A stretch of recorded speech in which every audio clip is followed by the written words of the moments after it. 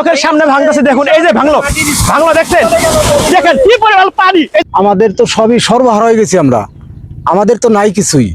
এই জায়গাতে বাড়ি আসলাম আমাকে, এই যে জায়গা।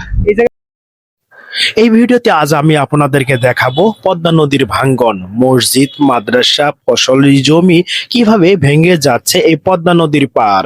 মানিকগঞ্জ জেলা, হরিরামপুর থানা, গোপীনাথপুর ইউনিয়ন, চর সেলিমপুরের কথাই বলিতেছি।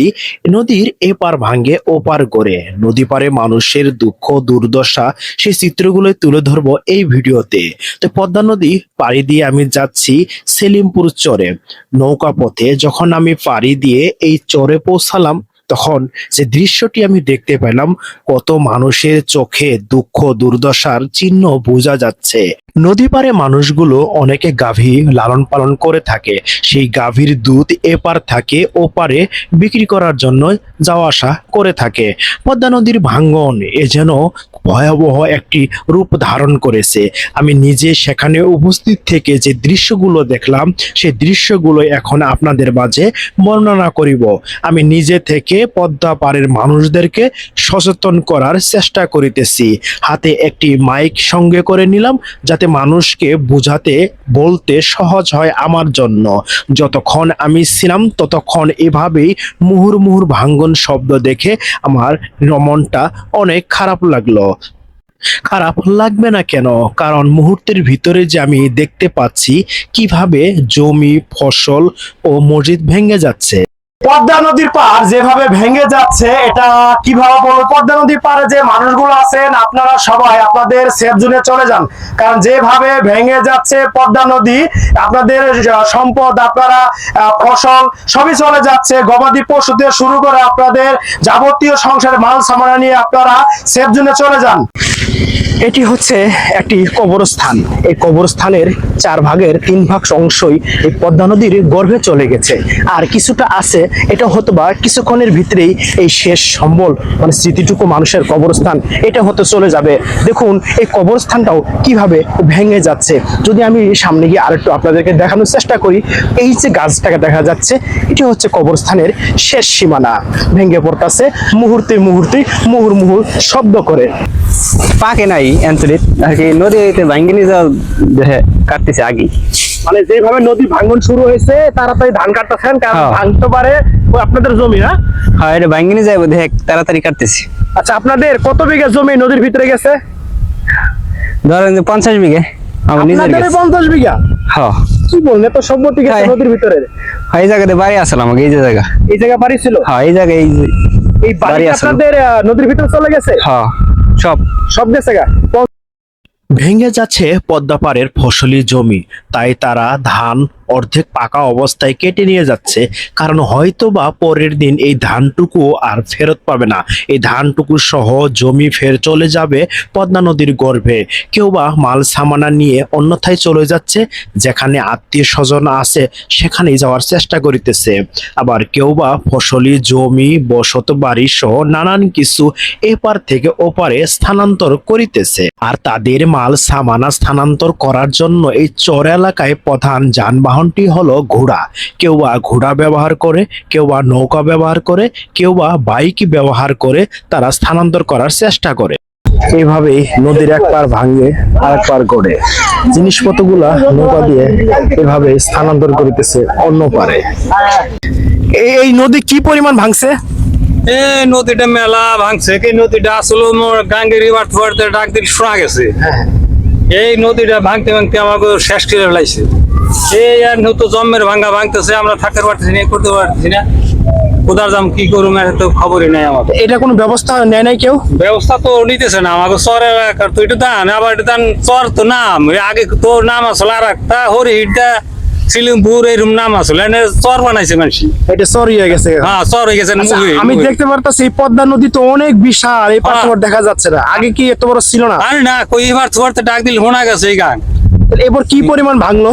এইবার মেলা ভাঙছে, ভেঙে হারলো। আচ্ছা, এখানে কবরস্থান বা এই মসজিদ মাদ্রাসা ভেঙে গেছে? হ্যাঁ, ভাঙছে। এই যে মধ্যে আসলে মসজিদ আসলে মাঠ আসলে কত তা আসলে এর মধ্যে। আচ্ছা, কবরস্থান কোন জায়গা ছিল? কবরস্থান ভেঙে গেছে? হ্যাঁ। মানুষের মৃত্যুর পরে তার কবরস্থানটাই আত্মীয় স্বজনের কাছে স্মৃতি হয়ে থাকে। কিছু কবরস্থান মসজিদ মাদ্রাসা পদ্মা নদীর গর্ভে চলে গেছে। এই কবরস্থানটা হয়তোবা কিছুদিনের ভিতরেই চলে যাবে পদ্মা নদীর গর্ভে। আত্মীয় স্বজন এই কবরে এসে কান্নাকাটি করে।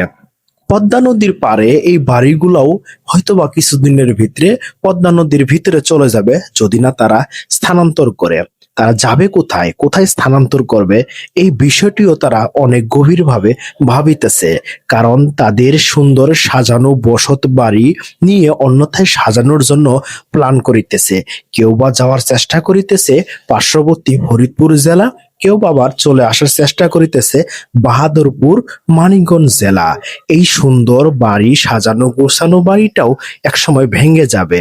কিছু ঘর বাড়ি এখন থেকেই অন্যথায় নেওয়ার চেষ্টা করিতেছে, কারণ হাতে যে সময় খুবই কম। সাজানো বাড়ি ঘর, সুন্দর কবুতর, কবুতর মালিকের সাথে যখন আমি কথা বলি তখন চোখে অশ্রু নিয়ে বলিতেছে, আমার এই সুন্দর দামি কবুতরগুলো আমি কোথায় নিয়ে যাব, কোথায় স্থানান্তর করিব। তাদের মুখে চোখে যেন দুশ্চিন্তার ভাস। পরিবারের সকল সদস্যগুলো তারা একত্রে বসে এই চিন্তাগুলোই করিতেছে। কেউ বা ঘোড়া গাড়ির দিকে কিছু জিনিস অন্যথায় স্থানান্তর করার চেষ্টা করিতেছে। নদী পাড়ের মানুষের দুঃখ দুর্দশা দেখে যেন আকাশের মেঘটাও অন্ধকার হয়ে আসিতেছে। আকাশের অন্ধকার মেঘের সাথে সাথে প্রকৃতিও দুঃখে সাড়া দিচ্ছে।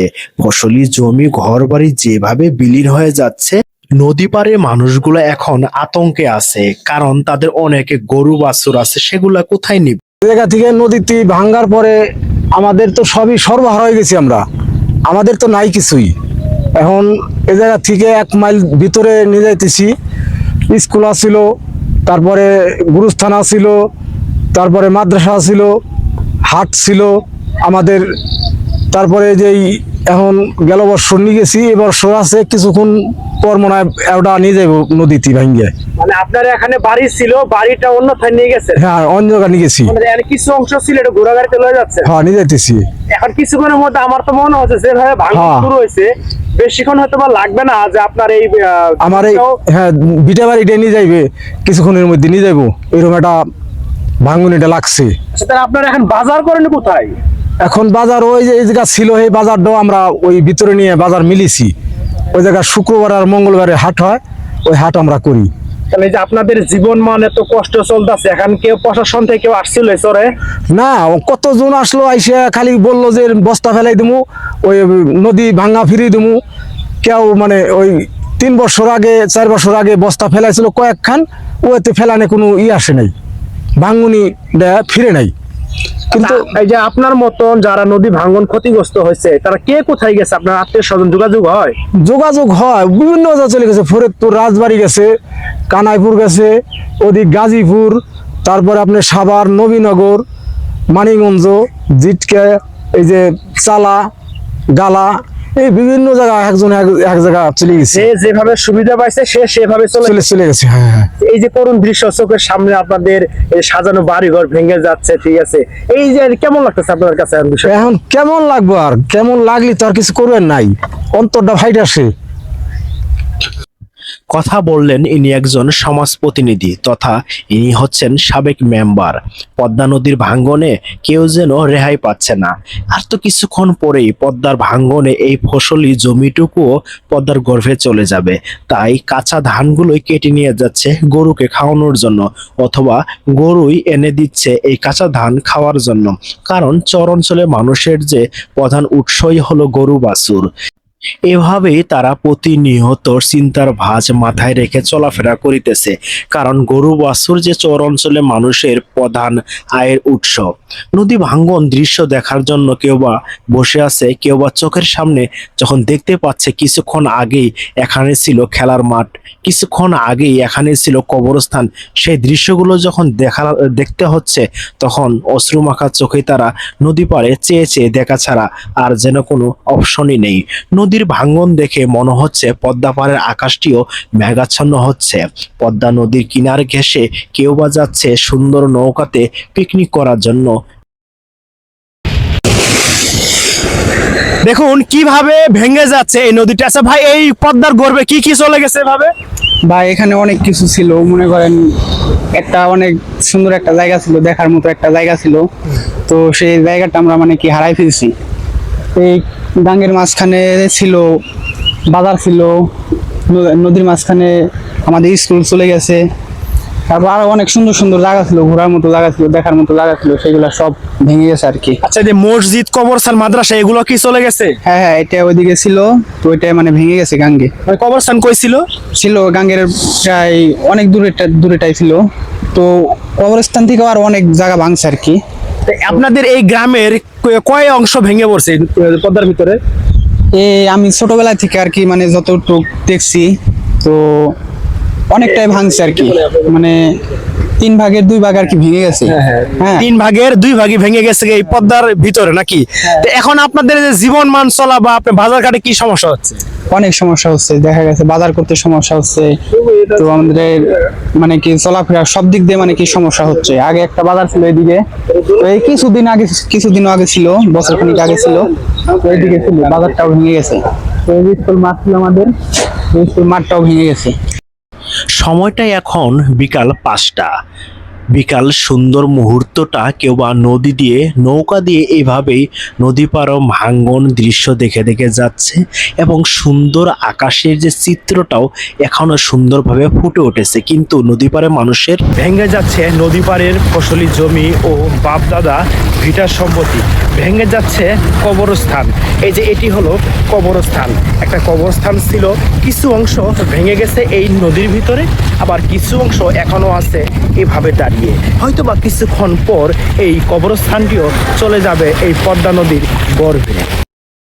পদ্মাপাড়ের মানুষগুলা অনেকে পরিশ্রম করে থাকে, শত ভাঙনের মাঝেও তারা আবার নতুন করে বসতবাড়ি করার জন্য চেষ্টা করিতেছে, কেউ বা মাছ ধরিতেছে।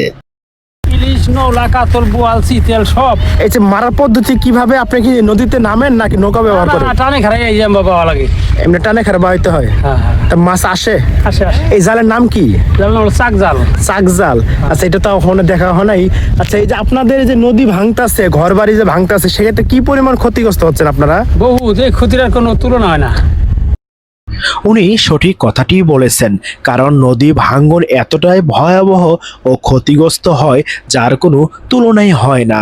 নদী পারে মানুষগুলো এপার ভাঙ্গে ওপার করে, তবুও তারা নদীর কূল নাই ছাড়ে, কারণ এখানে যে তাদের মায়া অনেক কিছু জড়িয়ে আছে। এটি হচ্ছে পরবর্তী তাদের বাসস্থান।